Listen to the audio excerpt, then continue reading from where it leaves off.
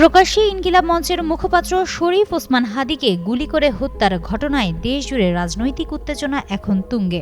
সাংস্কৃতিক সংগঠন ইনকিলাব মঞ্চ দ্রুত হত্যাকারীকে জীবিত গ্রেফতার করার দাবি জানিয়েছে। হত্যাকাণ্ডের ঘটনায় জড়িতদের দ্রুত জীবিত গ্রেফতারের দাবি করেছে সংগঠনটি। একই সঙ্গে তারা স্পষ্টভাবে জানিয়েছে, এই ঘটনায় কোনো ধরনের বন্দুকযুদ্ধের নাটক দেখতে চায় না ইনকিলাব মঞ্চ।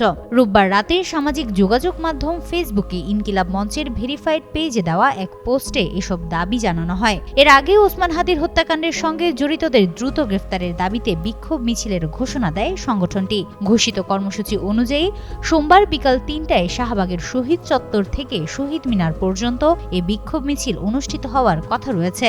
এদিকে হাদী হত্যা মামলার প্রধান আসামি ফয়সাল করিম মাসুদ ওরফে দাউদ খান রাহুলের দেশ থেকে নিষেধাজ্ঞা জারি করেছে আদালত। পাশাপাশি পুলিশের অপরাধ তদন্ত বিভাগ এক সংবাদ বিজ্ঞপ্তিতে জানিয়েছে, ফয়সাল করিম মাসুদ ও তার স্বার্থ সংশ্লিষ্ট ব্যক্তিদের ব্যাংক হিসাব পরীক্ষা করে ১২৭ কোটি টাকার বেশি অস্বাভাবিক লেনদেনের তথ্য পাওয়া গেছে। এই ঘটনার পর দেশের নাগরিক ও সাংস্কৃতিক মহল দ্রুত ন্যায় বিচারের দাবি জানিয়েছে।